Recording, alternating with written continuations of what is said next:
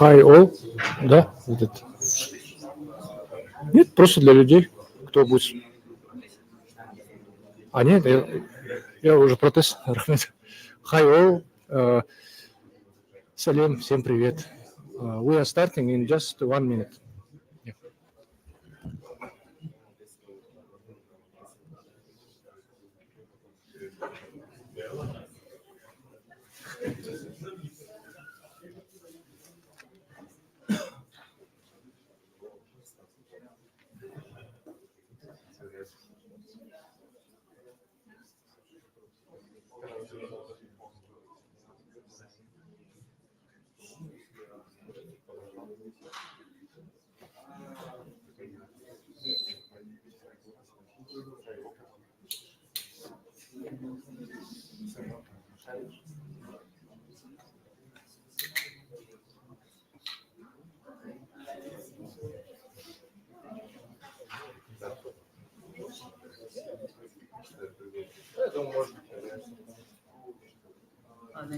Okay.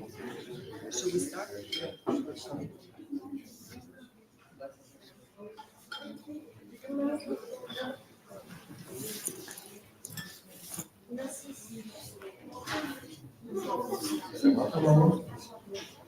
Слышно?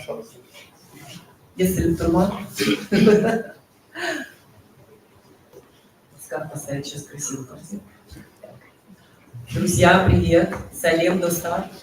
Меня зовут Айка Алимы, я директор DMUB Hub, хаб, который развивает предпринимательство в креативных, технологичных, социальных, научных индустриях, всех индустриях, где люди работают головой, сердцем и душой. Сегодня у нас знаменательное событие. Наш университет очень рад приветствовать всех вас на Google Solution Challenge Camp 2024. В прошлом году программисты, наши разработчики вошли в топ-10. Мы надеемся, что такой проект позволит нам войти в топ-5 и потом стать лидерами в мире. Вот. И я знаю, что сегодня зарегистрировалось около 150 человек, и мы обязаны всем этим компании Google, и среди нас есть директор Google, который сейчас выступит. Он все делает и снимает, видите, вот сейчас идет сюда, Аскар Aituov, я хотела его тоже поприветствовать. И перед тем, как я передам ему слово, я хотела просто сказать, что Монфорт университет, ему 150 лет, во всем мире у него несколько кампусов, конечно, в Великобритании, в Лестере, также у нас в Алматы, в Дубае. И сейчас новый кампус открылся и начнет свою работу в сентябре следующего года, это в Камбодже. Поэтому у нас 4 кампуса, мы объединены глобальной сеткой. У университета есть 3 направления. Это бизнес-факультет, это факультет IT, компьютерная безопасность, данные, и также креативный факультет, искусство и дизайн, там графический дизайн и искусство игр в этом году. Вот. Поэтому добро пожаловать. У нас 4500 квадратных метров. Мы находимся в самом сердце Алматы. И, пожалуйста, будьте с нами на связи, приходите.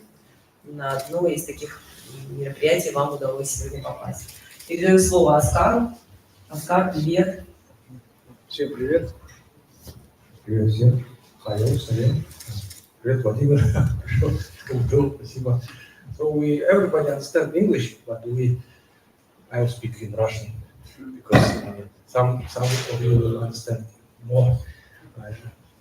Казахстан тоже могу, но давайте так сегодня. И our native speakers will do in English, but I'm not director because to become Google director, I think it's easier to be some minister in some countries than director of Google.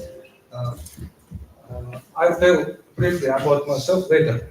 First, что такое экосистема Google? Забыл поблагодарить Айку, благодаря энергии IT людей, которые собрались вокруг, это мероприятие состоялось у нас. Мы первыми в мире стартуем подготовку Google Solution Challenge. Вот этим числом остальные страны будут 1 декабря стартовать. Такие, ну, возможно, даже не будет такого уровня мероприятий, там будет онлайн какие-то. Поэтому здесь благодаря IT команде Monfort, Hub и всем, кто пришел на мероприятие и участвует, мы первые в мире это реально. И это не так уж и легко было делать. Google экосистема.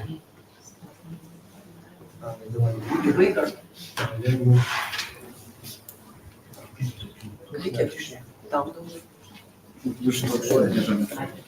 Вот закликал. Вrijraj взял кликер. Возвращаем на родину. У экосистемы разработчиков Google много граней. Вот здесь слишком близко. Я тут первое, это что все видят, первое, это сообщество. У нас их несколько видов. Сообщество для студентов.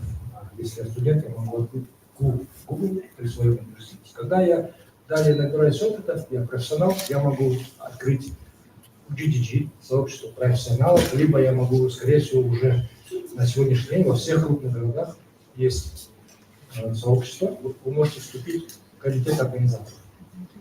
А по мере развития навыков вы можете обучать других клиентов. Есть эксперт, Google эксперт, это самая сложная ступень в экосистеме.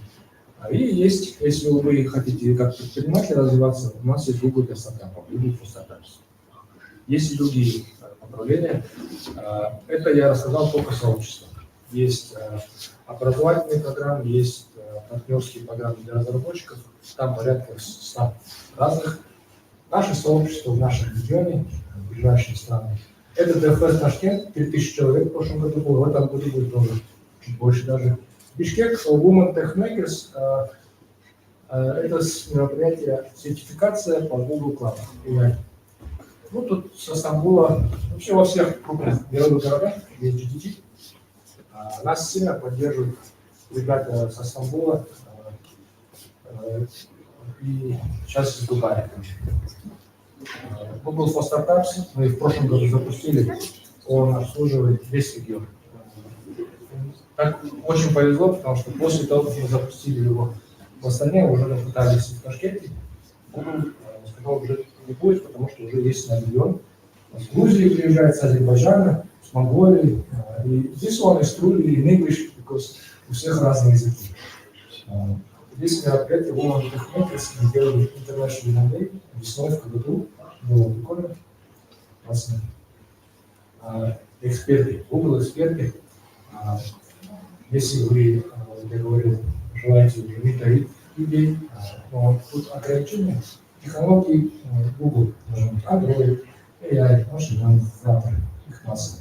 Или, ну, моя любимая это Workspace, это там автоматизация, как Excel, там, Marcos, это для меня просто, но это тоже считается как эксперт. Есть там посадка. Их 1000 человек сейчас. Если вы желаете мероприятие организовать, Google вам отправит экспертов, оплатит гостиницу, самолет, они вас выступают. Вот это, если вы как организатор, это вот большая поддержка. Мы провели, это вчера в Таразе, вот эти эксперты в Тарас пытались, там, для многих в том городе это была первая встреча с иностранными мирового экспертами. Либо вы сами можете быть как эксперт, для этого надо тяжело пройти несколько технических интервью. У нас пока из Казахстана есть Алексей, но он был в России уже, по-моему, собирался стать экспертом, и он переехал в Россию в этом году и от нас подал. Есть в Ташкенте 2 эксперта, еще был 1 человек, второй появился, уже в Монголии, в Машине, в Туркменистане. В Казахстане пока только Алексей. Ну и к нам в этом году прилетело их аж 10 человек на наши разные фесты, мероприятия с Дубая, с Индии и Туркменистана. Сегодня 2. Сегодня 2. Ну, сегодня у нас вот, хотел обойти слово сказать, что самые крутые, но вот мы сюда ехали, они рассказали, у них там, они самые опытные, и у них несколько там наград. Они про это не будут говорить. Это наш регион, как мы представлены в регионе. Здесь в 26 городах, в 35 университетах страны, и мы поддерживаем самые большие конференции на Digital Bridge и President Tech Award. President Tech Award это в Узбекистане. В этом году впервые проводится в эту пятницу. Нет, тут никто. Нажал. Вот, я обещал 10 минут, по-моему, уже прошло, но еще 3 минуты. Вот зачем мы, в принципе, под эгидой, чего мы анонсировали, это Solution Challenge. Он позиционируется как для университетских клубов, но на практике там участвуют зрелые люди, профессионалы, стартапы подают заявки. Никогда не было того, чтобы с наших стран подавали люди заявки, но в прошлом году начали подавать, и 3 команды с региона прошли топ-100, это уже сложно, одна с Таджикистана, 2 с Казахстана. Одна казахстанская команда прошла в топ-10, и вот они на финале выступают. Вот этот парень Джо Дэвис, он руководит Google Play Академии, где приложение выпускают. Рэйчел, она в Сан-Франциско в Google офисе занимается работой с университетами. Это команда объединенная. Они КБТУ и... вот эти КБТУшники, а это с Назарбаев университета. Они сделали прототип проекта. Это не стартап, по сути, нету клиентов, есть прототип. Некоторые делают так, что там один студент, а там остальные профессионалы уже люди зрелые или какие-то даже бизнесмены участвуют. Все по-разному. Но у нас было кейс, когда студенты, они обошли корейцев, японцев, американцев, поиграли они там юго-восточным азиатам, у них там просто большая поддержка была, население, может. Что важно, если вы реально собираетесь участвовать, вот следующее важно для вас. Когда говорит нет, чудес не бывает, мы готовили команды, вот на прошлом году проводили, мы готовили в ограниченном ресурсе, мы провели 2 мероприятия, Алмата удаленно, разные, другие, кто хотел, подключались. Мы нашли в прошлом году, кто прошел в топ-10, очень, в принципе, мало людей, нам помогли ребята из Турции. Вот эта Сибирь, она в городе Измир живет, она нашла себе партнера по LinkedIn с Индии, кодера, который кодит бэкэнд, а она фронтенд. Они объединились, вдвоем они пошли как-то в топ-10, и на мероприятии на нашем она рассказывала, что это в принципе невозможно, надо подать заявку, и потом хотя бы раз в неделю не бросать проект и воплощить лучше. Тогда вы можете пройти в топ-100. Она не думала, что эти пройдут десятку, она так думала.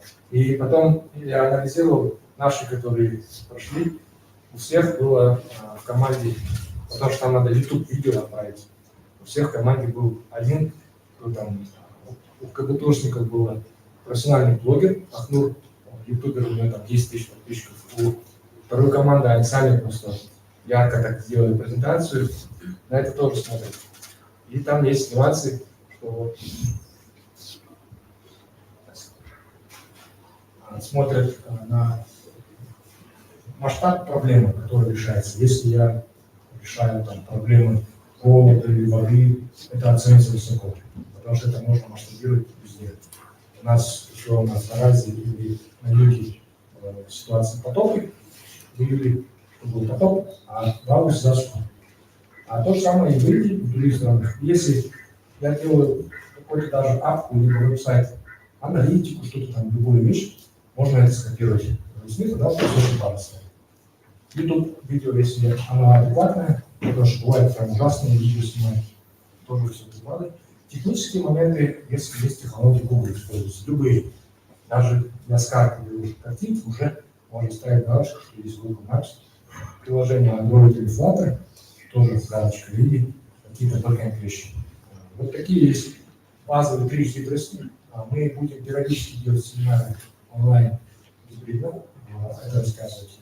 Но основу, я уже сейчас как сказал, это наша команда. Мы, по идее, никто из этих людей не директор. Мы, я нас называю техподдержкой, хотя наш босс так обидится. Барыш, как начиналось это все, вот, можно, я говорю, может быть, организатором.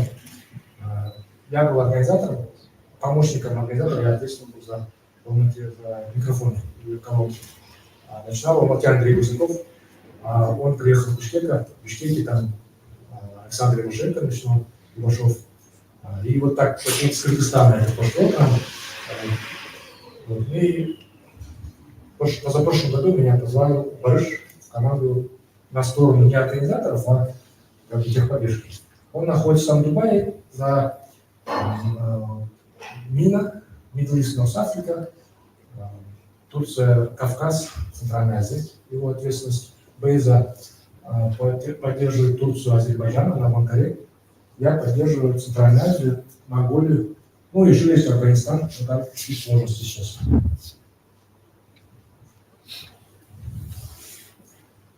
Также, если есть здесь люди из бизнеса, из мира стартапов, мы даем 350 тысяч долларов на Google Cloud для стартапов. Если у вас есть домен, это 2000 долларов автоматом. Если у вас есть какие-то пользователи, можете 350 тысяч долларов получить.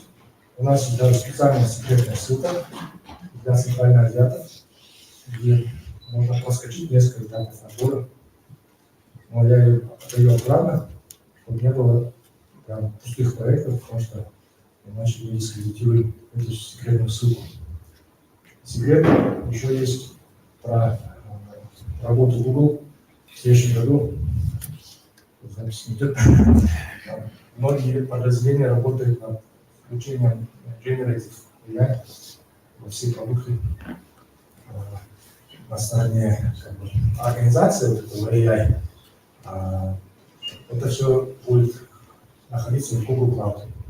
Google Cloud хранит в себе API, бесплатные, платные, какие-то библиотеки, функции, которые можно из нее вызывать. Я могу сделать простую HTML-страницу и через нее обращаться в Palm API. А Palm API это то же самое, что ChatGPT, для Google, там свой модель. Или я могу обращаться в BERT, а BERT это на заднем фоне модель, обслуживающий поисковик. Она отличается тем, что вот я Excel 100 тысяч строк у меня, если делаю Excel, нажму там формулу, рассчитать. У меня на компьютере зависит от Excel. А если я делаю через BERT, он за полсекунды посчитает, причем через браузер, потому что он оптимизирует. И таких 80 разных инструментов для инженеров, чтобы поверх них можно строить свои стартапы, либо свои сервисы. Не обязательно же стартапы это рискованно. Хорошо жить в процессе, продукты. Я работаю в пенсионном фонде, где я обслуживаю 10 миллионов абонентов. Надо, чтобы все быстро работало, не как Бегов. Бегов классно работает. И я могу за счет этого сделать стабильный сервис многим людям. И это будет в следующем году много новостей про это. Есть обучалка, она платная, 20 баксов в месяц, но мы даем бесплатно по этим ссылкам для участников комьюнити. Я сам обучаюсь вот эти мои бейджи. Мне в кайф, потому что там легко. И там лабораторная работа без воды. Там есть опцию Android. И карты наших будущих мероприятий. И постоянно что-то проходит. Во всех городах сейчас Центральная Азия. Это моя работа, растить количество организаторов городов. Мы в этом году очень быстро выросли. Из 5 городов стали 25, из 2 университетов мы 40 университетов, и женское направление, у нас 40 амбассадоров, Мы это начинали еще до того, как это было в этом году. Сильно, но мы начали еще 8 лет назад. И стартап.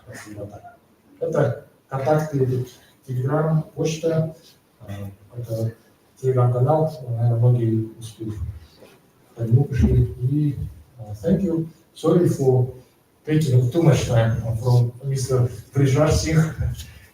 И у нас Корней, мы с Алькой обсудили, что после там, один большой. So, thank you, Askar. Would you like to present Vrijraj? Vrijraj? Hi. Should I could ask you to introduce? Would you like to introduce Vrijraj? Or would you like to introduce yourself? Yeah. I just say in Russian slightly. В общем, это архитектор, и он прошел много технических собеседований, он стал Google экспертом давно. Он работает с самой номер один IT-компанией по рынку недвижимости в Индии. Если вы хотите построить здание, вы обращаетесь к ним, они дают там онлайн какие-то сверки, типа ГАСКа, но там просто большой масштаб. И он за всю инфраструктуру ответственен. Там он Team Lead и архитектор. И у него тоже сертификаты по AI, Cloud. Там не только построить здание, если коммерцию хотите делать, вот он работает с Зарой, с Гуччи, сейчас расскажем.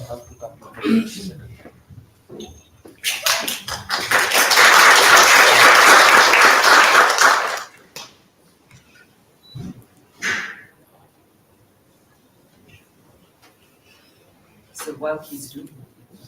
Okay, so hi everyone, am I audible? Right. So I hope you all are understanding the English language, right?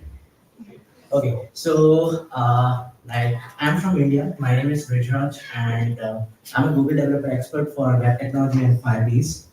And like I'm also a mentor for the Google for Startups. Like if you have any startups and you want to be a part of the Google program, so you can apply for the Google for Startups.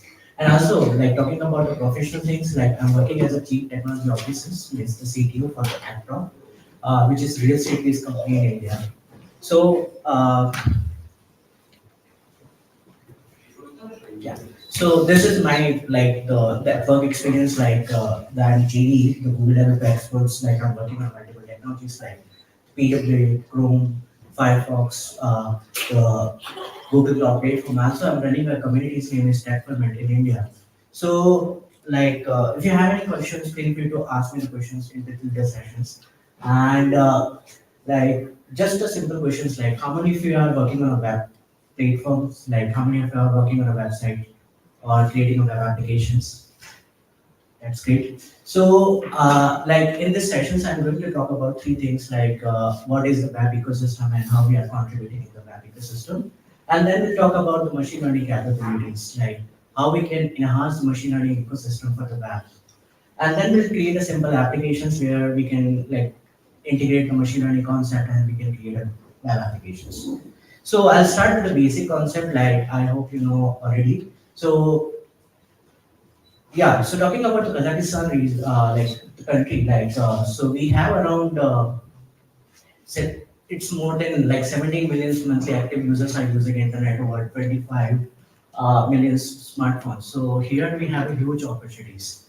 Opportunities can be anything, like you can create your own startup, you can build mobile applications, or you can create a web applications. It's just like as a I just forget the name, the QR code, Kaspi QR, right? So similarly, you can create another QR code based applications where we can share the information. So it's totally up to you what type of problems you are facing, and you can create a solutions based on your problem statement. Okay, so if I talk about specifically, yeah. So talking about specifically for the web solution, so web is just like as an information system. Information system means where we can share the information. It's just like as a WhatsApp, like we are sharing the information to the WhatsApp. And information can be anything. It may be around the text messages, video messages, or any PDF file. And like I hope you know how internet is working. So we are accessing these information with the help of internet. So we are like, let's say I have a server in US region, I'm accessing YouTube or maybe the Twitter applications. So I'm collecting these information with the help of these cable, which is called as the fiber, so fiber optics, or we can call as submarine cables. So these all are the cables are connected with the multiple continents inside the sea. So you can check out the map, submarine cables maps.com, and here you can find the information. Let's say I have a server in Africa region and I'm in Kazakhstan region. So my information going to be flowed via these cable and inside the ground. Then we have a fiber optics cable or we have a towers and we can get the information. So this is how the internet is working as of now in India or the world. So yeah. So next thing like about the web solutions, like I just made funny slides, so it's okay. So talking about the web solutions, so web has three core fundamentals like the website, the browsers, and the server. So talking about the website, so website is just like as a collections of web page. We are accessing like LinkedIn, Twitter, or Instagram. These all are the website.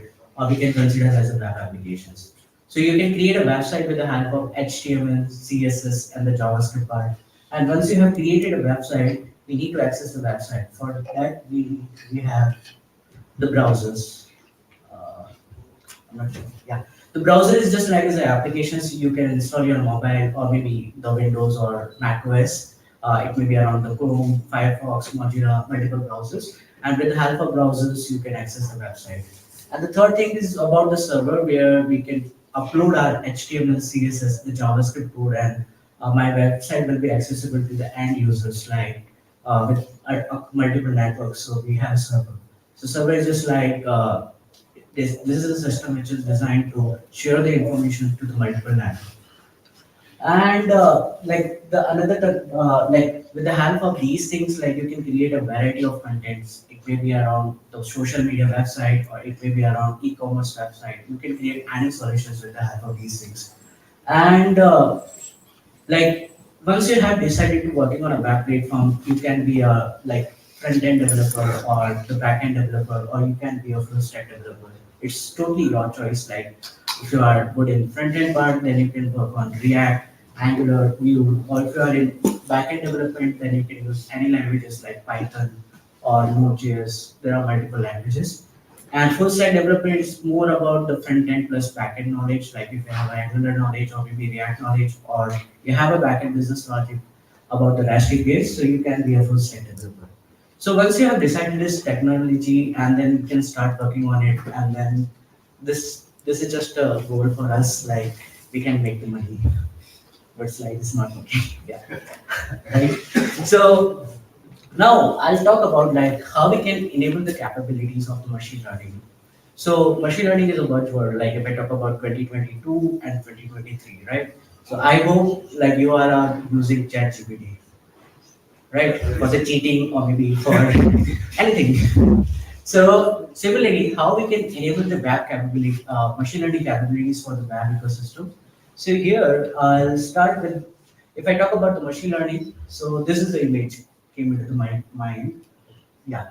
So this is all about, let's say I want to start my career in the machine learning. I need to learn Python language. I need to install multiple libraries like NumPy, scikit-learn, or Anaconda. There are multiple libraries that I need to install in my computer, and my computer will look like out of the logic, right? So this is just a like pressure. If I talk about if I want to learn machine learning, but if I talk about specifically for the web developers, we just need a simple basic understanding about the machine learning, how machine learning is working on it.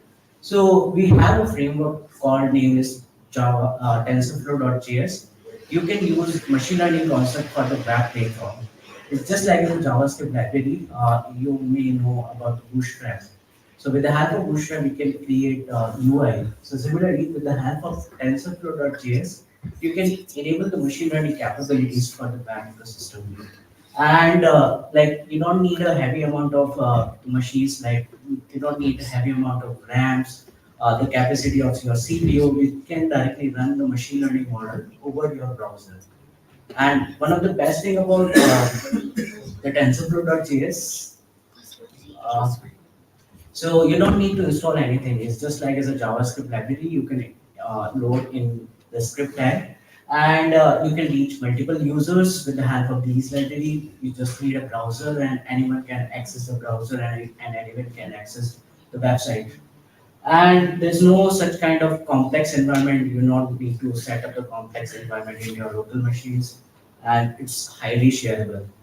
And with the help of TensorFlow.js, you can create, there is a predefined models. So predefined model is just like, let's say, I have an image, and inside image I have some text. So I can extract the text from the image.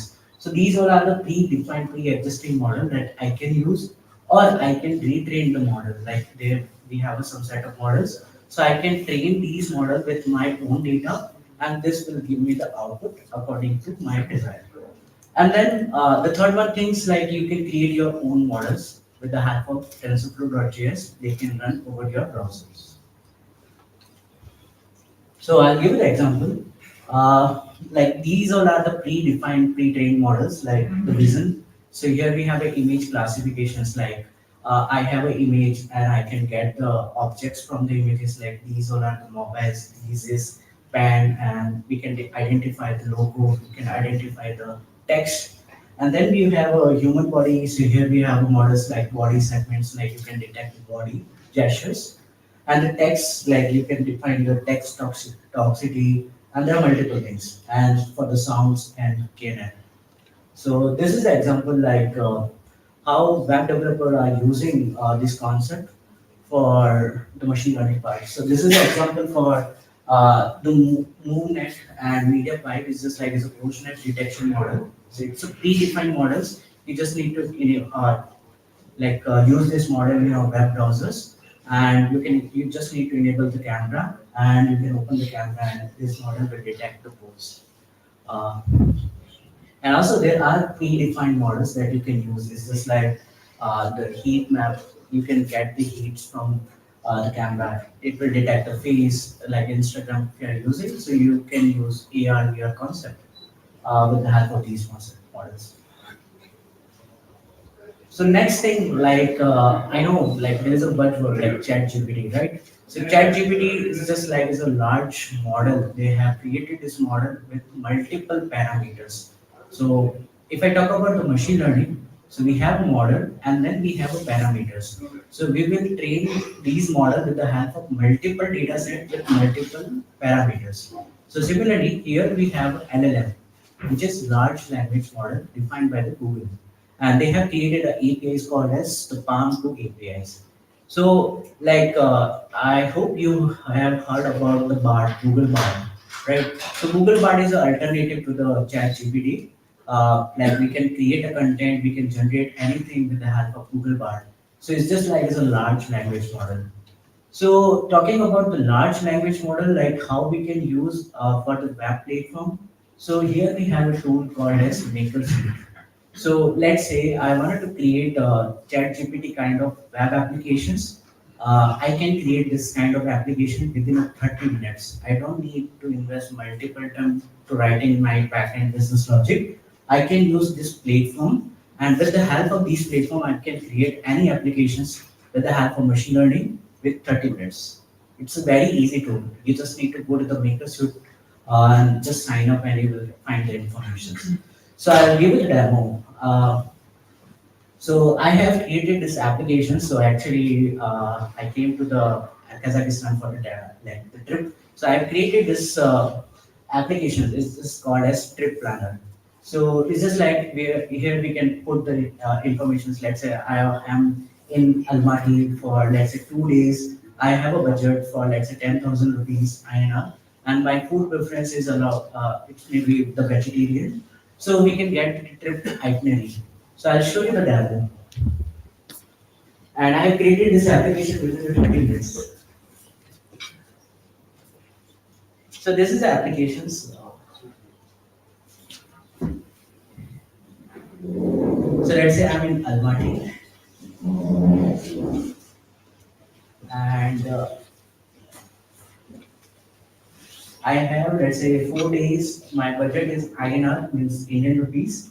So let's say I have budget is around 10,000 rupees. I'm a vegetarian, so I'll put vegetarian. And so this is a little bit slow just because I'm running on free server. So this will give me the itinerary. I created this application with the help of MakerSuite. It's really easy. You just need to enable the APIs for the front end.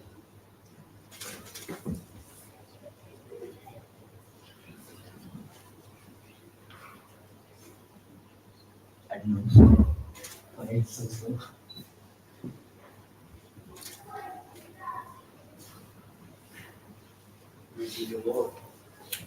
Or you can test in your devices that you can scan the QR code and you can find the information. Just like the simple applications I've created.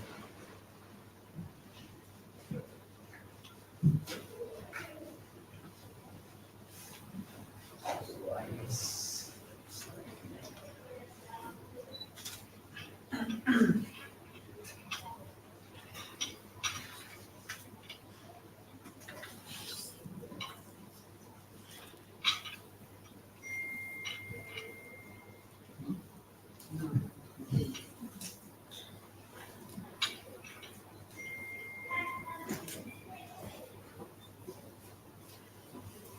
Tell that animation. So, like this is a simple code. I guess like if you know the JavaScript. So in the JavaScript we have a JavaScript modules, right? We can import the JavaScript library. So this is a part of the backend. Like if you are in a Node.js. So here we have the APIs. Like we have defined the APIs, the generative AI. So you can import the library. It's a Google authentication library and the generative AI library. And you can define the model name, which is the model name is text Bison, and you can define the API key.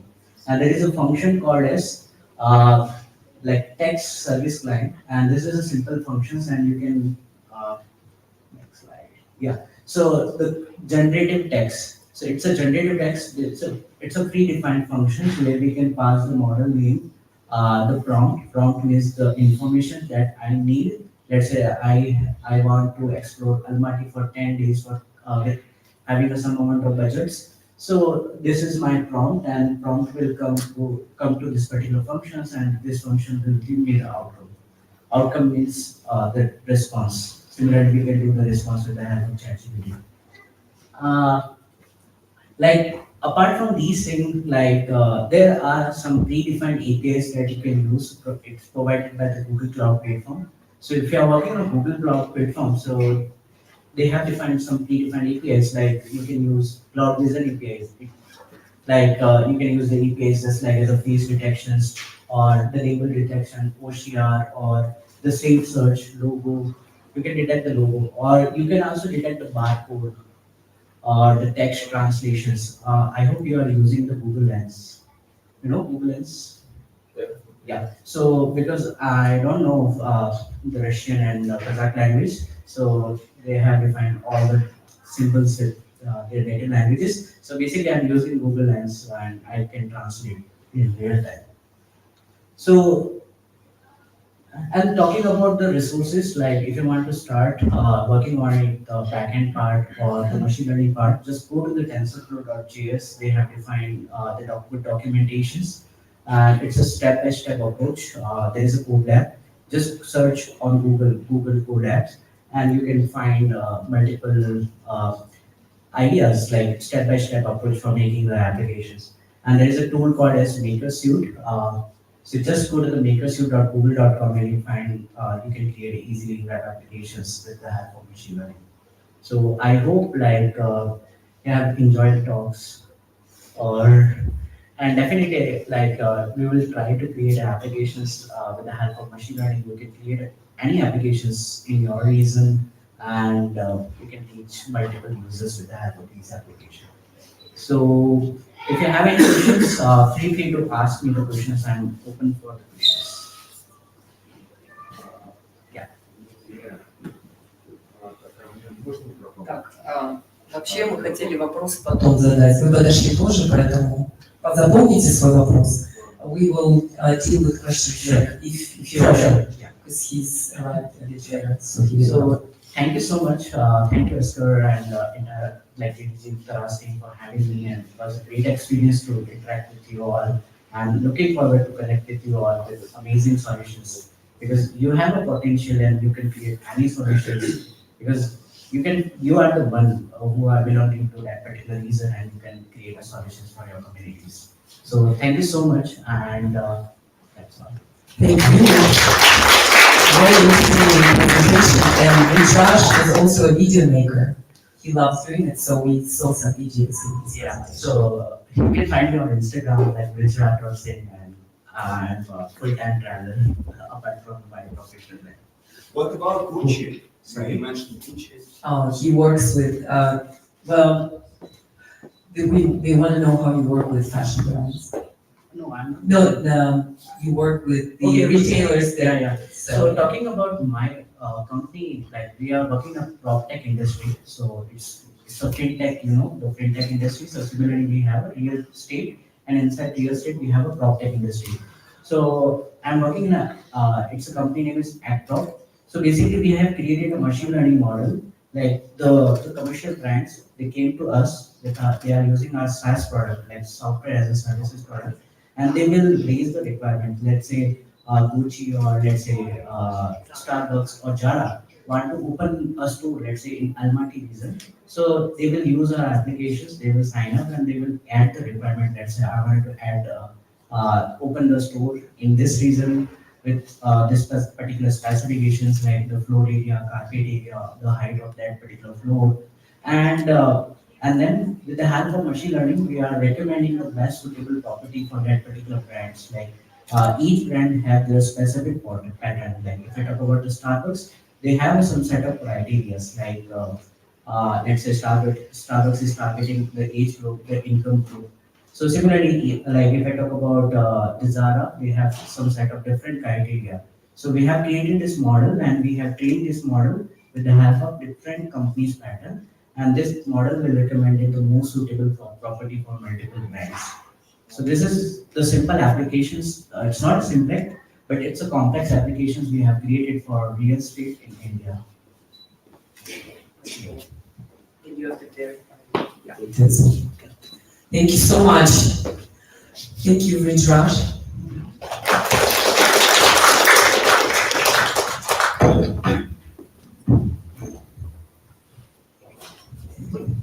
Вкусный пирог, Аскар. Там потом угоститесь, и у нас есть пирог, если что. Сейчас осталось чуть-чуть. Все сказали, больше съесть. Наш главный клиент спикер, человек, без которого было состоялось мероприятие. Я немножко по я не могу найти прессу. Прессу это Моя. Директор Монфорт. Сейчас же вы. Да. Директор Monfort University Казахстан Creative Hub. Это новая площадка, чтобы такого не хватает очень в городе, в регионе. И вот еще multi-language. А это я у меня тут голос сам. Так, лучше? И Айка известный у нас креатив и стартап комьюнити человек, и мы очень рады, что у нас тут получилась синергия, что получили поддержку. Спасибо вам, и у нас будет больше поддержки на Google Solution Challenge в следующем году. Теперь, раз мы двигаем вместе такую программу, и up to you, please, word to you. Thank you. Thank you so much, Askar, for this wonderful introduction. So I click which direction? Oh, okay, cool. I'm not very technical. So why am I here to talk to you? Because I'd like to speak with the connection of tech and art, because everything technological or digital has to be beautiful.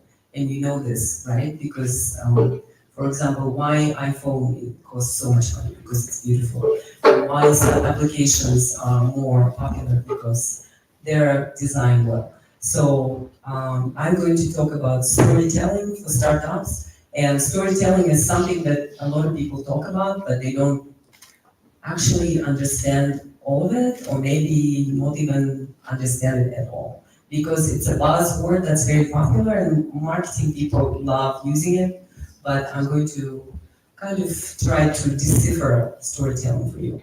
So first, I don't know if I'm clicking correctly. Am I? I need help. Anyway, so first I'd like to talk about creativity value. First of all, these are the creative field, the brands that you probably know. This chair is by a guy who, his name is Mark Newson. He is the creator of Apple Watch. You probably know Apple Watch, but he's been with Apple for 4 years. So he sold 10 of these chairs, and the first one sold for $1 million. And the last one he sold at one of the auctions for $3.7 million. So that shows you the value of creativity. The other one, maybe closer to you, this is NFT. In 2021, on Christie's auction, NFT artist, his name is Pat. He sold this NFT, it's called The Merge, for $91.8 million. And it surpassed the Christie's record, which was Jeff Koons, very famous contemporary artist, who before sold for his work, The Rabbit, for $91 million.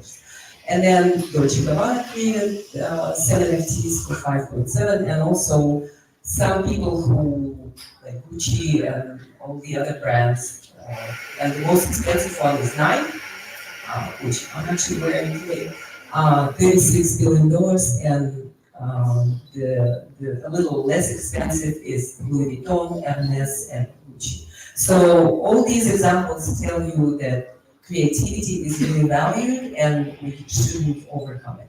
So creativity is actually all constructed on storytelling. So to tell a story, you need to touch someone. And you need to make someone feel empathy and feel in the same way as you do. And to touch someone is to touch somebody's heart, and actually it comes from your heart, from whatever you feel. If you feel it, then other people will feel it. So if you feel something when you look at your application or website or whatever you create with Google Instruments, you are going to touch someone. If you don't feel anything, then it's not going to work. If you're cool technically, it's really good, but what really sells today, the guys on the previous side, they really learned how to do it. It touches them, and it touches all the people all over the world.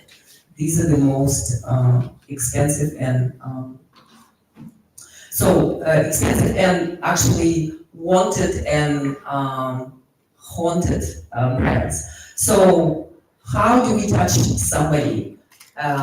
A human being is a layered cake. It has 4 layers. The body level, which we all see, right? I have a body, you guys have bodies, and you could be tall, you could be short, thin, a little corpulent, but body level is the lowest denomination.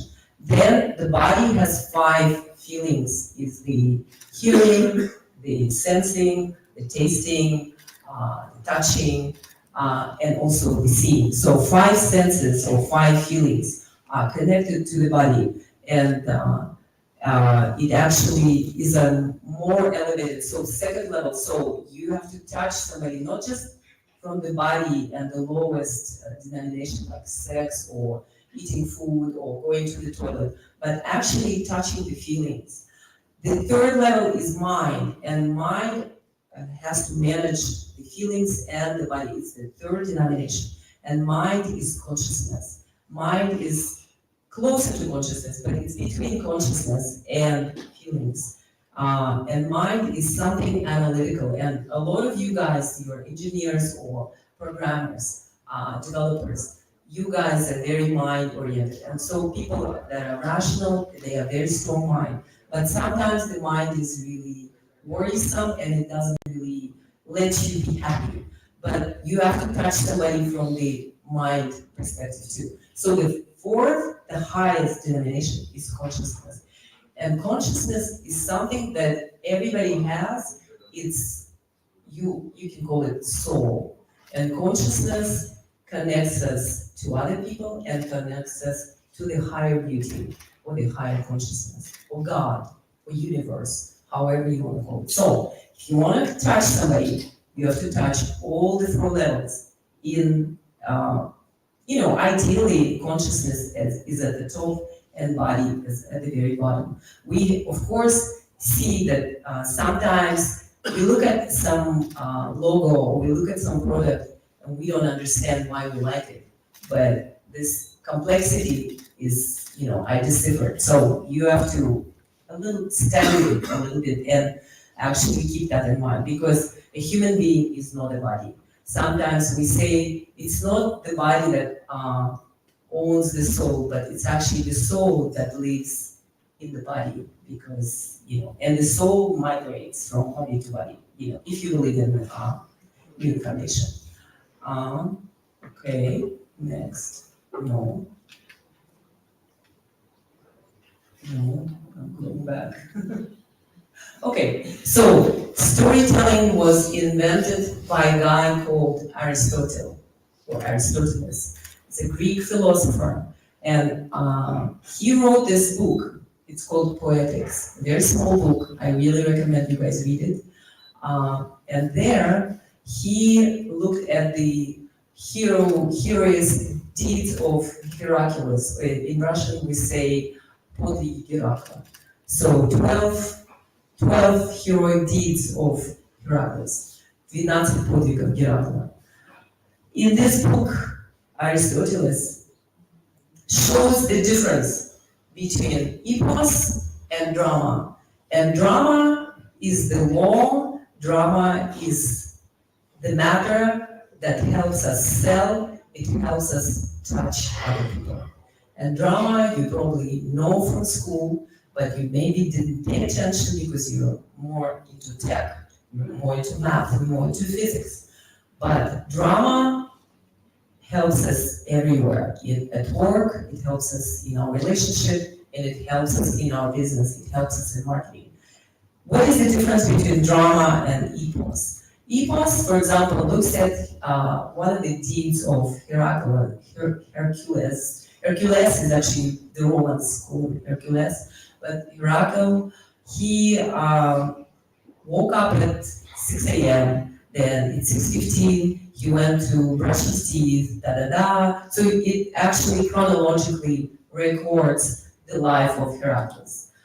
And by the time he saves the village from the villain or from the dragon, you have, 300 pages, because each minute is chronologically recorded. But drama starts from the conflict. Drama has its own rules. The drama is only maybe 30 pages, and drama only talks about important milestones. And this is the structure of the drama. 3 acts, you probably know about that: introduction, inception, the conflict. The Heracles gets up and he sees a shadow in the sky, and he hears the roaring of a dragon, and he knows there's a problem, and the villagers are running away from the water well, and we already know there is a conflict. So we show the story, and then the main action is the second act, and there's a conflict, then victory, conflict and victory, conflict and victory.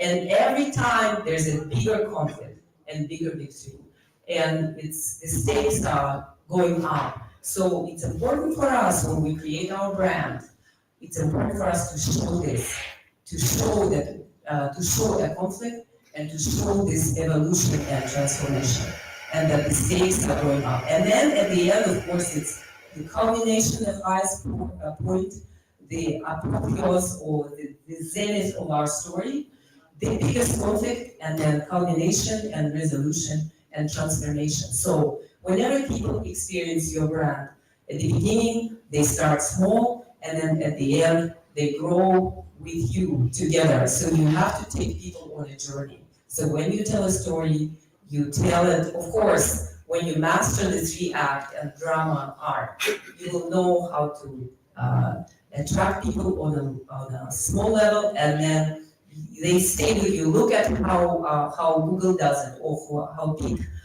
companies do it, like Gucci does it. They sell them a little keychain, or Chanel, for example. They sell them a lipstick, and then they take them through, and then they buy a $20,000 dress, or $50,000 crocodile bag. So they start small, and then they stay with the brand. So what you need to do is understand that they start with you here, but then they grow with you, and you have to. It's like a trail of crowns, It's like bread. You feed it to the birds, and then they follow you. So to follow you, you need to create conflict victory. It always has to be entertaining. So you need to learn from the drama. Well, all of us, we're all learning. Okay, so another concept, I call it a $1 million concept. It's called three-legged stool. Like here, look at this table. It's a three-legged table. I actually didn't know that you would be here. So 3 pillars of a brand: idea, technology, and business. Idea is something that exists in your mind. Maybe it's something intangible and it's like air. It doesn't cost anything. But then you need to turn, but actually it does cost a lot of money. And then you turn it into technology. And in any company, in your case, it's digital technology. In fashion brand, it's fashion technology, film technology, game technology, and so on. Because you need to turn the idea into a product or a service. And for that, you need technology. So if you're not a tech guy like me, I have to build an interface with the tech people, and I need to let them know what my idea is, and let them express that in the technology terms and in technology tools. And then the third pillar is very important, is business. You have to sell it. You have to know your customer, you need to know your competition, you need to position it correctly, you need to know the segmentation, what are the price points and stuff. So a lot of things, HR, logistics, businesses, like, 15 different disciplines, and you need to learn it as well. So when people ask me which one of these 3 are important, all of them are important, but I think we're living in the world where we have the ideas being more important, and it's the war of ideas, concepts, and meaning. So to me, idea is the most important thing, because all the other things you can buy online. Okay, so to understand the customer, for example, you all, like, you're tech entrepreneurs or tech people, and a lot of tech startups, they talk about CastDev, but do they really understand what that is? And I'd like to recommend this book. I will give you a link through Askar, we'll send you the link. But basically, it talks about understanding a brand and your customers as a person. And there are 12 archetypes, like hero, or jester, or magician. So you need to understand, is your brand a lover, or is it a good fellow, or wise man, or a mixture of all of it? Because in order for you to understand and develop the customer, you need to understand what your brand is. Is that a heroic brand? So conquering the other, or is it communications, a lover, So these 12 archetypes is very important thing. So a very good key for you to build your brand and to make people love you, and to make people follow you, and to touch people's hearts. And these are also philosophical and philosophical values that come, people practice millions and millions of years. Segmentation. Segmentation is very important. You need to understand where is your brick. And this is the Lego brick wall. here, and you need to understand two factors. Of course, when you talk to marketing people, they will tell you about segmentation for years, but there are two very key factors, is price and complexity. So if you know how much your product is, so it starts from lower level, the barhoka, mass market, need, premium, luxury, couture.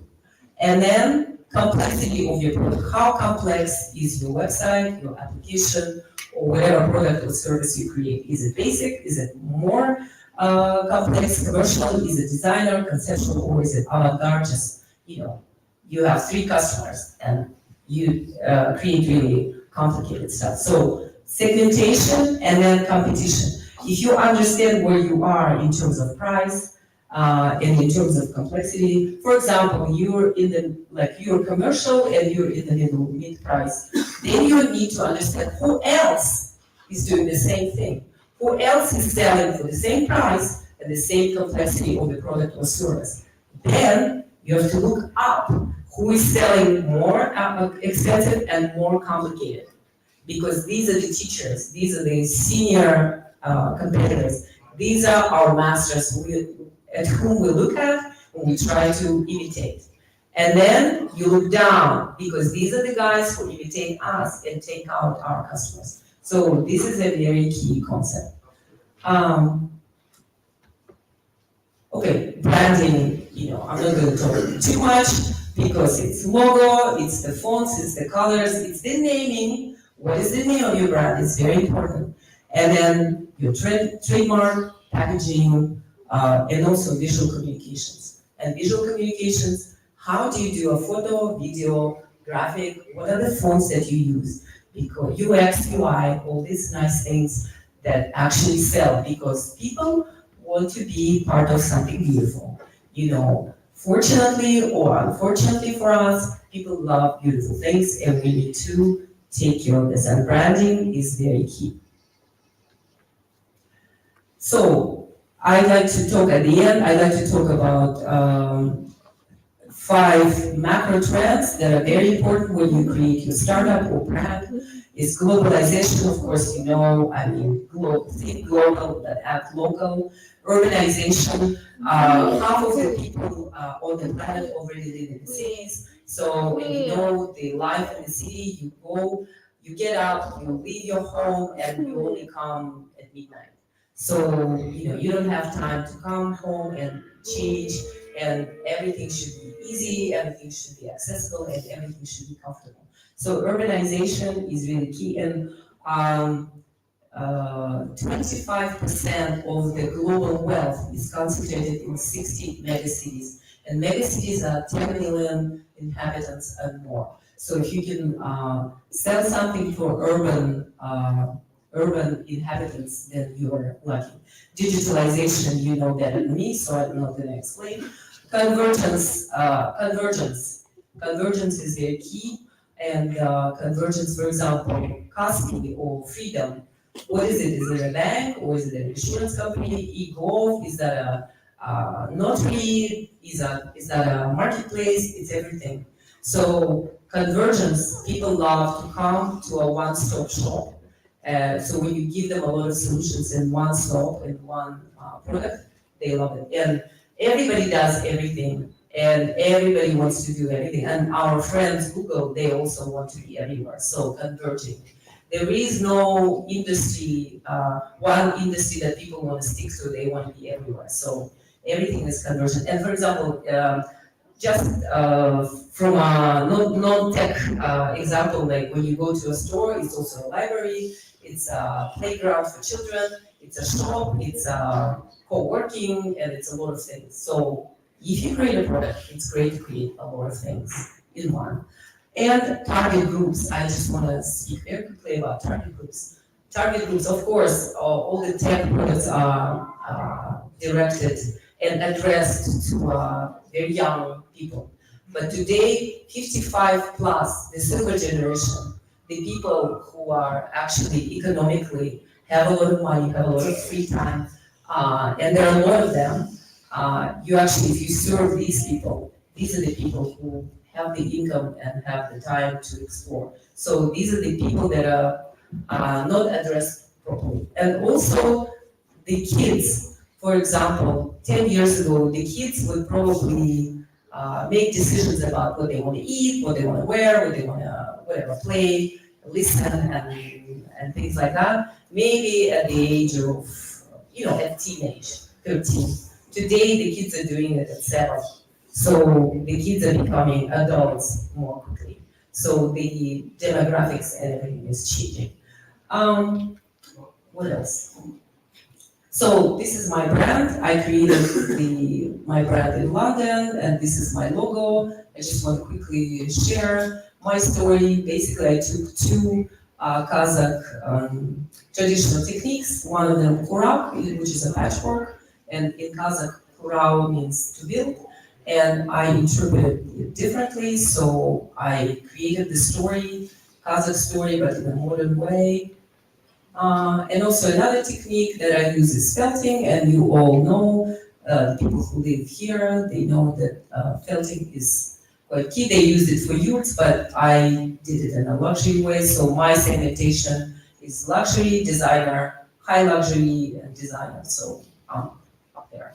So these are the pieces, and this is my story. So thank you for being here and now, and for your attention. And now we have the third speaker, Kartik Derasari. Welcome. Пока мы настраивали презентацию, Kartik только что скинул, и он шестикратный сертифицированный Google Cloud эксперт. Есть еще программа Google Cloud Champion. Он там является этим чемпионом. Для того, чтобы достигнуть contribution можно в open source и разные другие файлы. Он такой самый титулованный у нас в экосистеме вообще по миру. Хорошо, что он приехал. Ну, он в конце подал заявку, почему-то успели пригласить. Кстати, мы гости хотят приехать там на Чугуа, но если кто-то хочет там пообщаться с ними, их свозить, welcome. Я просто смогу. С 2 часов они, в принципе, свободны, и завтра весь день тоже. Можете подойти, можно там обсудить. Спасибо.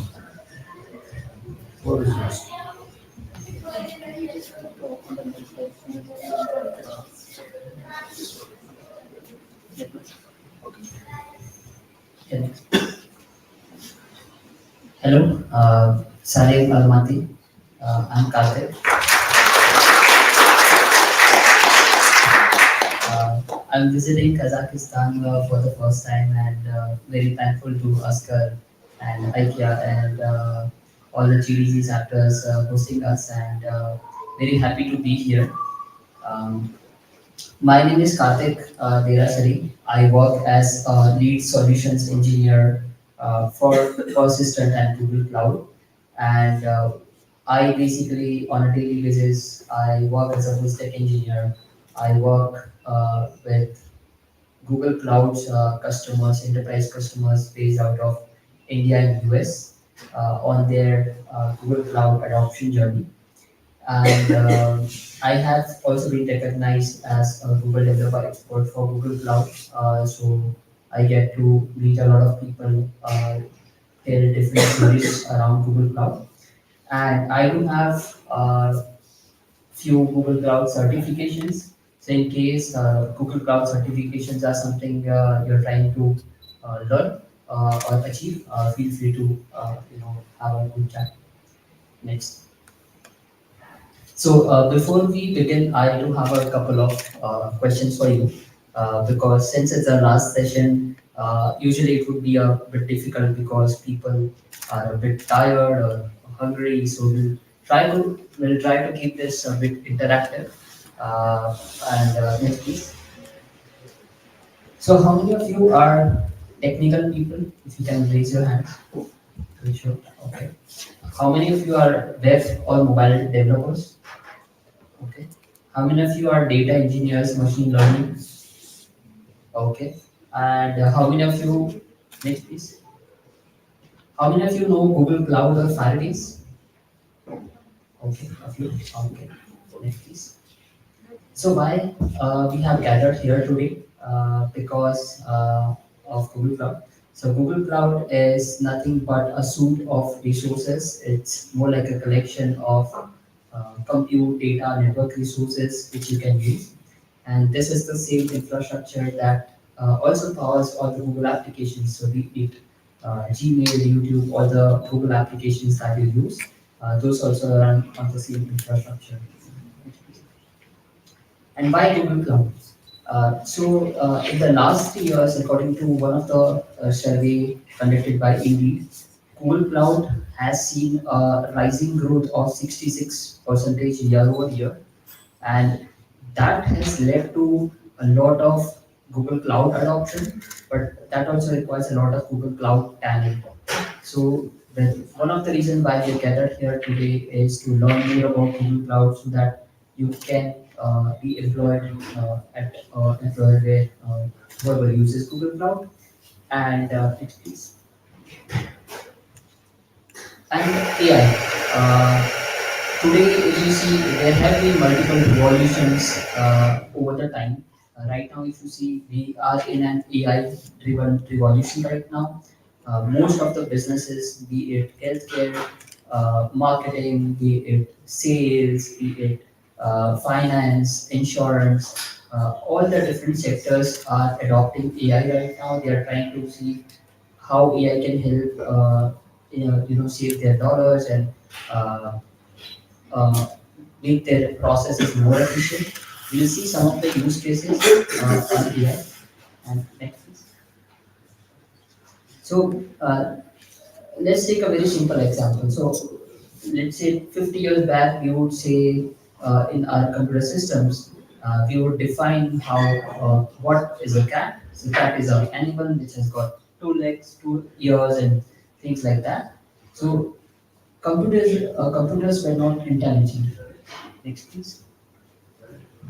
Then came a wave of neural networks where we would train a neural network with some amount of data. We would see that this is a picture of a cat and this is a picture of a dog, and then we would ask our neural network model to classify by giving a new image to identify if it's a cat or a dog or a dinosaur. Next, please. And now comes the this is something which is going on right now, which is called LLMs. So LLMs are nothing but language models which are trained with a huge amount of data. So you can ask LLMs about anything and everything, and they will give you an answer. How many of you have used or heard Chat GPT or Google Bard? Quick show of hands. Okay. Okay. So, large language models are basically trained with billions and trillions of parameters. They are trained on huge data, and large language models can be used to recognize, predict, and evaluate and generate different content. So, let's say one of the applications that Vrijraj earlier showed, right? That the knowledge of Almaty comes from the large language model. It analyzes what is Vrijraj's budget. It analyzes what are the number of days he would like to be here, and then it generates a plan. It generates textual content in a way to use. Now, next please. Why we are discussing generative AI today? Because 96% of the CXOs has recognized that generative AI is something that they should adopt. If they won't be adopting generative AI or AI in their businesses or companies, then they would be left behind or maybe left behind from the competitors. So right now, it's a huge FOMO in the industry to adopt generative AI. So everybody's trying to see how they can adopt generative AI. What are the different ways? Because ChatGPT or Google Bard is not the only thing that generative AI has to offer, and we'll see what are some of the different use cases. So generative AI on Google Cloud. Next, please. Uh, When you use Google Bard or ChatGPT, the basic version, whatever data that you type in the input box, that is being sent back to their servers to retrain that model. So ideally, you should not pass in any private information because, or that won't be private then. So uh, whenever businesses, enterprises, different companies are having their internal information, they tend to not to use ChatGPT or Google Bard, and they want something of their own format. And that is where Google has something called as Vertex AI. Next, please. And why Google? So there have been number of apps and number of companies building different large language models and things like that. But why Google is because Google has been the father of large language models. Uh, in 2017, Google released the Transformer architecture. It's quite a bit technical, but it was a neural network architecture, and that is something that has inspired a lot of developers, even like OpenAI, when they were inspired by the Transformer architecture and they built ChatGPT.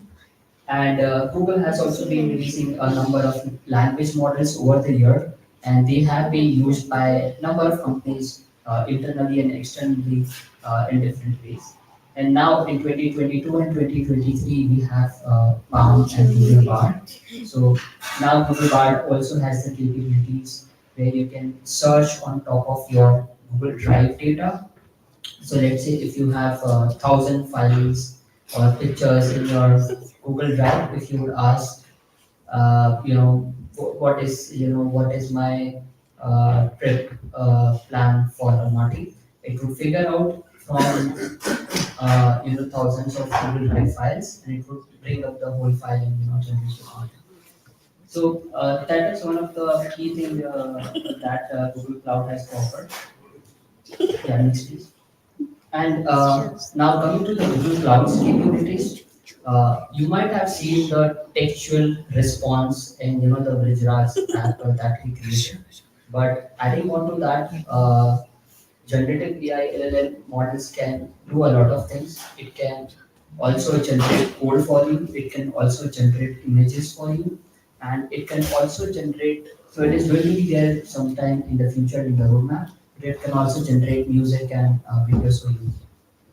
And all of this is something on top of Vertex AI, which is the Google Cloud's machine learning platform for your end-to-end needs. And on top of that, we have contact center AI, we have document AI, discovery AI, and healthcare AI. These are some of the out-of-the-box solutions provided by Google. Where you simply share your data, where you upload your data to be kept in your own tenant, Google Cloud tenant, and that is something that which you can use to analyze. Next, please.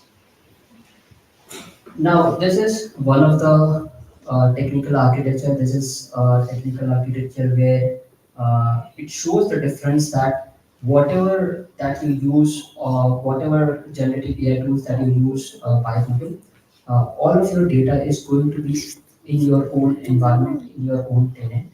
It is not going to be outside of your network, and you can apply different encryptions and security keys and security parameters, network layer security to ensure that none of your data is being leaked out of your network, out of your infrastructure. And why enterprises are very worried right now because you also need to be very aware about the responsible AI. So when we talk about responsible AI, so private information of any user should not be shared to the LLM or going back to the LLM, or let's say I will talk more about one of the use case, one of the example while discussing the use case. But next please. And these are some of the use cases, generic use cases that are being overlooked by a number of companies, be it any companies, be it insurance or technical or e-commerce or any company. So, one of them is document search and product discovery. So, we are working with one of the companies in US who have e-commerce chain. I think similar to something called small here. It's like a in-person store, but they have a mix of in-person and online stores. Now, they have thousands and thousands of products, their own products, but they are trying to integrate generative AI into their product discovery. So let's say there are number of chips, for an example. But if you say that I want high protein, low fat, gluten free products, right? You simply type in these text this as a text and you get the output. Then you can also say that I want chips rather than something else. So out of thousands and thousands of products, you get 10 and then you can more filter out. One of the use case of this company was also that right now you can also ask these large language models about any recipe, right? How to make a dish. So this company's use case was to enable users use their products or sell their products through these recipes.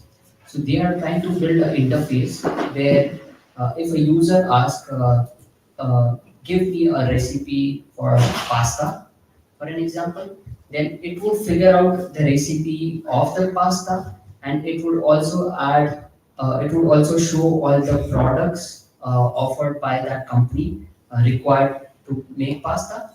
And then using a single button, you can add to cart, right? So this is one of the use cases where the company is trying to upsell their customers, and then you can also mix and match where let's say the company would also recommend that people also have wine with pasta, and these are good wines that you can have. So this is also one of the uses where you can cross sell using e-commerce. Now we say that you can chat with LLMs, but these companies also now discovering that since they have 50,000 products, every product has to they need to have a great description, a very good description of a product. So now they are assessing that how using generative AI we can create a good product description of thousands and thousands of products. And generative AI can also generate pictures. So now they are also assessing and discovering that how they can generate beautiful pictures, for their products using generative AI. So it's not only the Chat GPT or Google Bard interface that you see which has generative AI technology, but there are a lot of business processes that could be automated while using generative AI. One of the things that this e-commerce company is also doing is to create a lot of marketing content. So they would create, so they are trying to assess to create magazines. So they have 30 pages of magazines that they publish every month, which would have different recipes and different products and different images and different interviews. So right now they have a huge team of content writers who write content, and they would assess, and there is an editor, and there's a whole huge team. So now they are trying to automate some of it using generative AI, where they are creating different designs and different content using generative AI, different creators, and then they have a team of reviewers who review their would review the end result, and then they would publish. Similarly, they are also creating email newsletters, and when they have different information, you can target your users accordingly. So if let's say, I think Aika said that she uses Nike and some XYZ brands. So now I could, since now I have the details, I could create the content for Aika in a way which has the flavor of Nike and other brands, and that I could target her more effectively. I can target ads more effectively. So in all different ways in marketing, in social media and content, in all different ways they are using this. And once they have sold the product, right? Ideally, you would see a lot of product reviews on the platform. Some of them are positive, some of them are negative, some of them could be sarcastic as well. One of the example could be, let's say, this laptop was so good that it didn't boot up, right? So it is more of a sarcastic comment. By machine learning model, it would be a bit difficult to analyze, but using large language models, the executives who would like to see the performance of a product, they can simply analyze it. So they can simply summarize, let's say, 500 words of a review to 10 words, and that is how they would analyze all the reviews and put it up in a dashboard and see how my product is offering, what are some of the things that we should improve and how we should improve. So these are some of the capabilities Gen AI has to offer. Next slide, please. And you can learn more about generative AI. This is like the website where most of the things would be updated. And next slide. I'm sure you must be having this question that how you can learn more about Google Cloud and all the different offerings, how you can build on top of your Google Cloud. So next slide. These are the certifications offered by Google Cloud team, where Cloud Digital Leader is the base fundamental certificate. Associate Cloud Engineer is the level 1, and then there are different professional certificates. So let's say if you are a machine learning engineer or a data engineer or a network engineer, there are specific certifications for your interest that you can choose, and then you can get certified. And these are very helpful when you like to stand out from the crowd. So let's say there are 10,000 applicants to a job interview. Only hundreds of them might be having a Google Cloud certification. So employers would ideally look at Google Cloud certifications as a validation to your knowledge, and that really adds up, on your profile. I do have 6 of them, and I can speak by my experience. Thank you.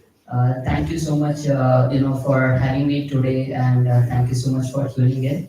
Very happy to be here, and here's my Twitter, Instagram, all of my IDs at this ID. So Karthik_Derasri. If you have any questions, feedback, comments, feel free to share. And thanks to Askar and Aituov and everybody for having us here. Thanks. Thanks a lot. Very interesting. Very good work. Now the questions. The gentleman there. Come here. Thank you. Okay. I'm going to ask a question. Just Google team use code generation models for code generation.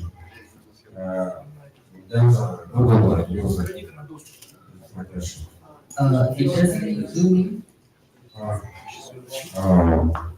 Короче говоря, мне просто интересно, слушай, сегодня какие-то представляют, так сказать, программистов потом. Не просто генерировать код, зачем генерировать код. Они не используют в уровне, на уровне. Спасибо. So the question was, is there a model in Google, the way I understood, that will put all the programmers, all the developers out of job? So, my opinion on that is that Uh, Code generation is something that will always be a developer's assistant. So let's say today you learned about a bit about Google Cloud, right? But now you want to use Google Cloud. So that is where Google Cloud UX AI would help you, where you can ask simple questions like how can I implement Palm API using Python SDK. So there is something called Duet AI which you can use, and from LLM's perspective, it has always been in a way that it should be considered as an assistant and not something directly in production, uh, because also of the responsible AI factor. Because we heard about all the good things or the positive scenarios of what LLMs can do, but LLMs can also create virus, right? Computer virus and injections and a lot of things that can harm this recipe generation use case as well. So for an example, if as AI implementer, ideally if I ask how can I make pasta, then it should give it's a positive scenario and it should give the response. But if I say that how can I create poison using XYZ, right? Then it should not give the response, right? Because it is not a positive scenario, right? It is something that will harm somebody. So there are positive scenarios, negative scenarios, which would be part of responsible AI framework, and everybody right now who is trying to implement generative AI, they are trying to implement it in a safe way so that nothing gets harmed and things are not going bad. Thank you. Other questions? Come here.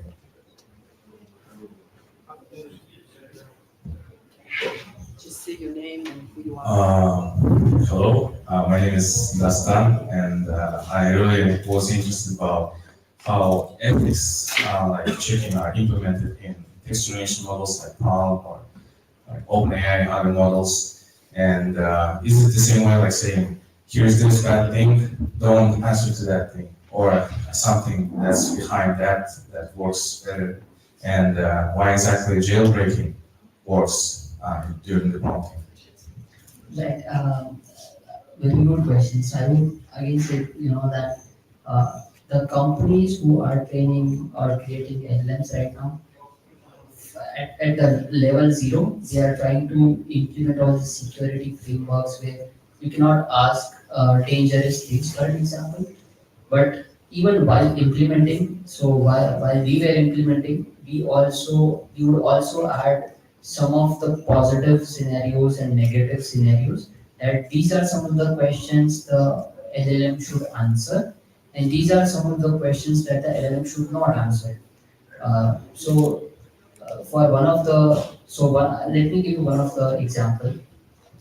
Uh, I'm sure you all might be having different, medical insurance and health insurance. Ideally, for me, it would be very. So whenever I would go to hospital for something. I would always be in urgency, in a panic way, right? In a panic mentality, and I would quickly search how can I claim my insurance and what is covered in my insurance, for an example. So we are trying to create a chat interface for my personalized insurance. And there the use case was that it was a RAG implementation, and there the use case was that it should not answer any question. So if I ask how can I go to moon, it should not answer that question. It should only answer from whatever is there in the context. So ideally, when implementing, you would do a lot of prompt engineering where you would keep all the safe parameters, what is safe and what is not safe, and ideally out of whatever is there in the context, for now, answer from that. If it is not part of the context, then do not answer. You put it that way for a RAG implementation. Thank you. Okay. We have another question, and also don't forget we have another expert. Please come to the center.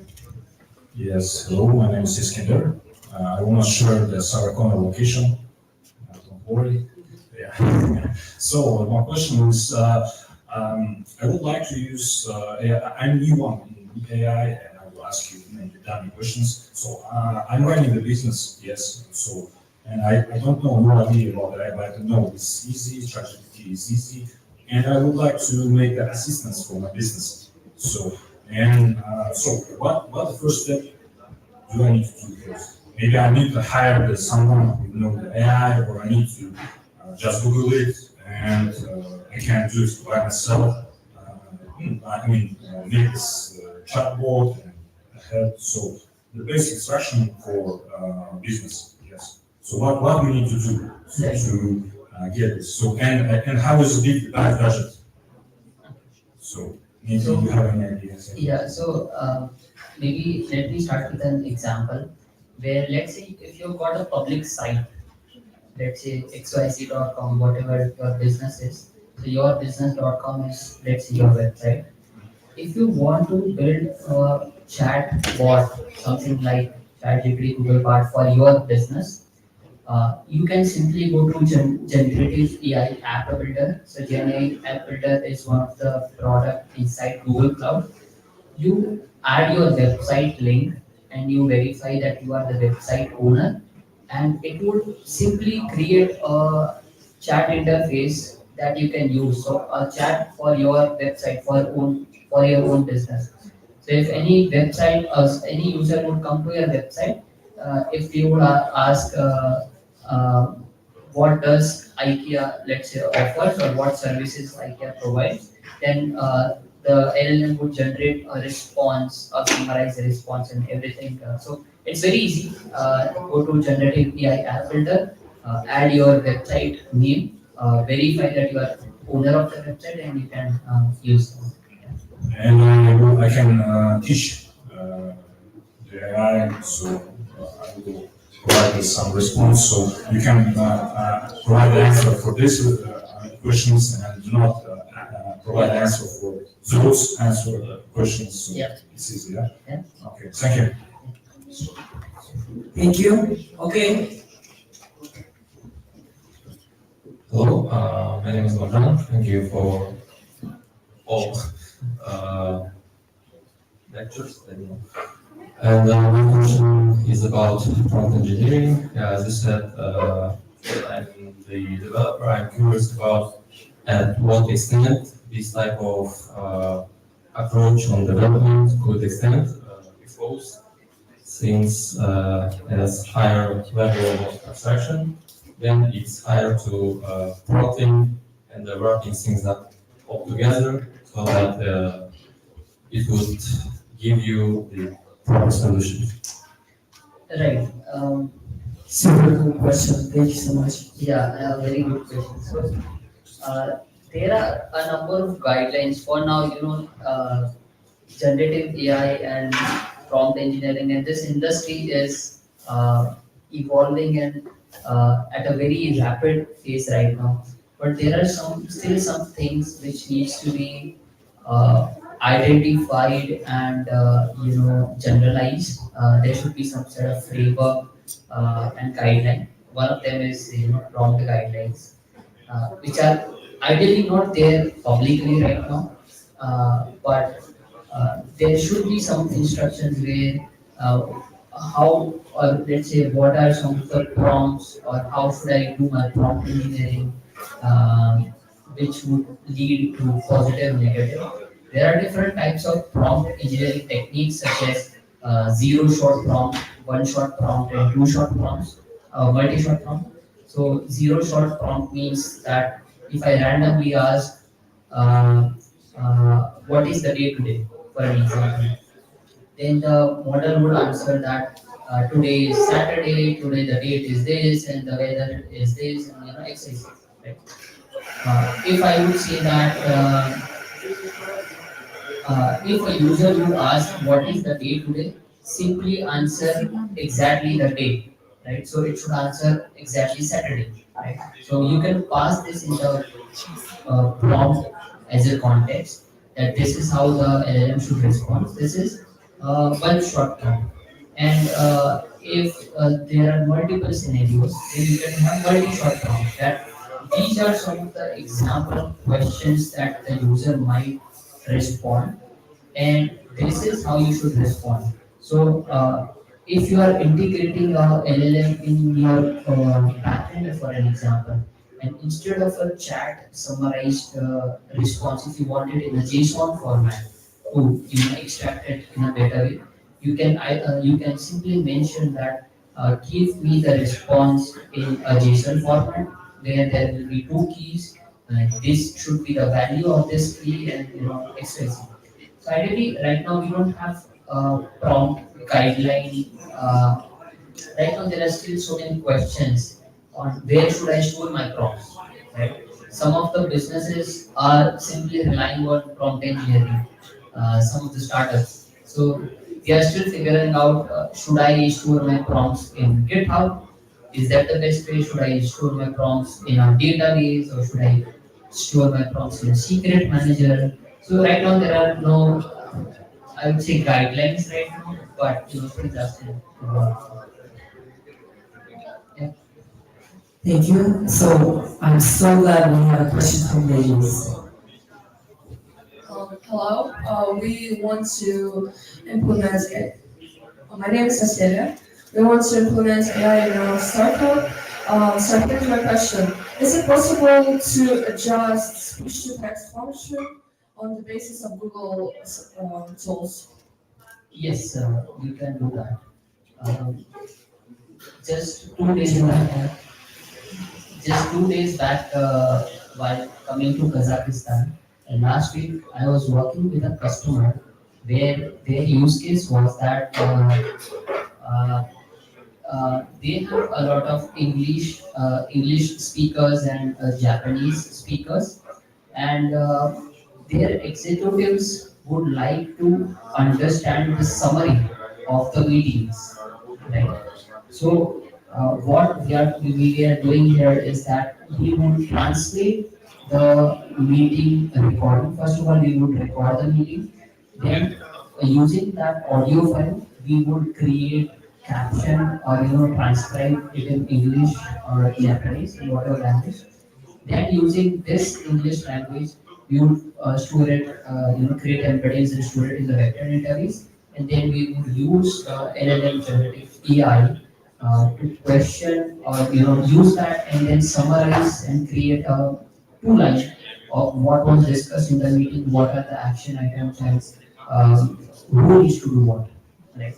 So here, if you see, we have like a whole pipeline of tasks, and you can do this by having different functions. So cloud functions is something that you can use for simple things. You can store your vectors inside Cloud SQL, PostgreSQL, or BigQuery, or Neo4j, or any vector database that you like. And you can have different triggers. So let's say all the meeting recordings, those were stored in cloud storage. It's similar to, it's a blob storage similar to Amazon S3 or Azure bucket. So it's a bucket which will have all the blob files, so CSV, recording, audio, video, etc. images. Then we would have a trigger based on cloud function. So whenever a file is uploaded, a function will be triggered which will do some XYZ task. It will update the data in the database, and then whenever this database is updated, a new cloud function will be triggered which will do the summarizing part of the meeting, and then on the front end we will show that this is the summary. So this is like a whole big picture of thing. Otherwise, like there is a tool called as Firefly.ai. You can record the meeting and you can get to a transcript, and then you can apply elements like for summarizations for like each language. You can do.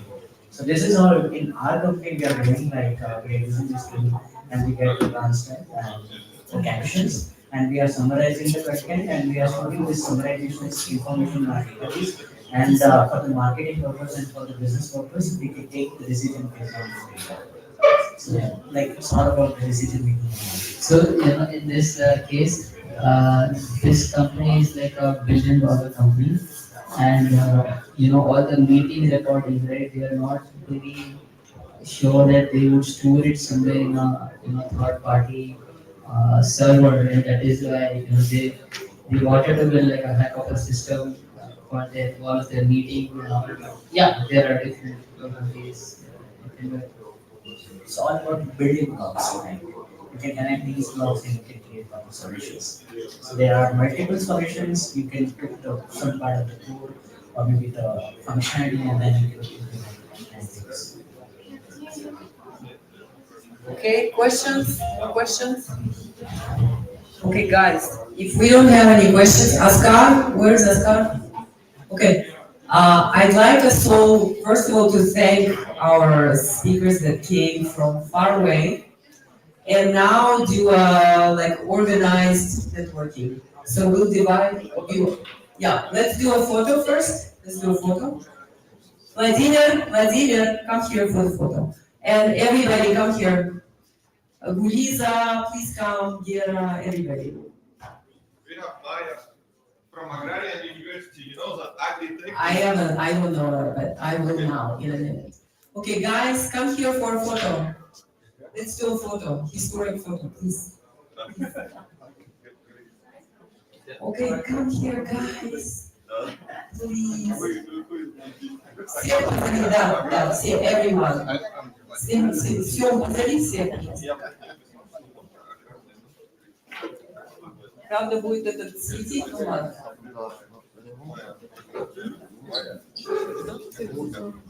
А выключить?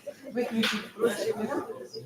Оскар, выключить? Нет, он хочет, чтобы было это. А засветка будет? Ну, один раз так, потом букву Б, лайк. Так, давайте больше ставим.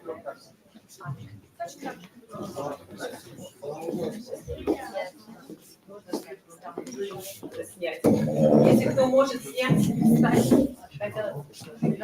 Так, что там? Помещаемся или мало места?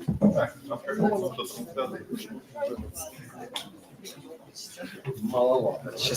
Оскар, мне кажется, засветка нужна. Сейчас попробуем. А что такое засветка?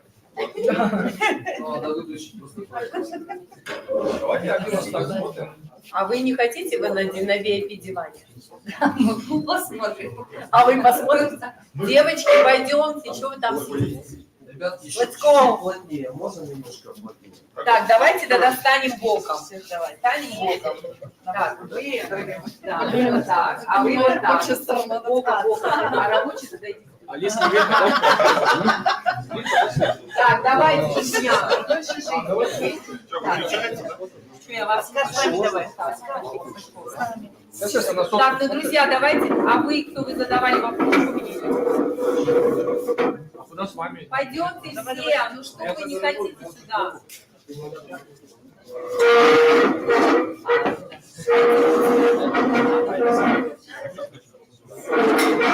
Так, значит, смотрите, объясняю. Вот так это Google. Вы знаете, да? То есть мы показываем Google. Let's do it. Ребятки, чуть-чуть нужно еще плотнее. Так, интимный контакт.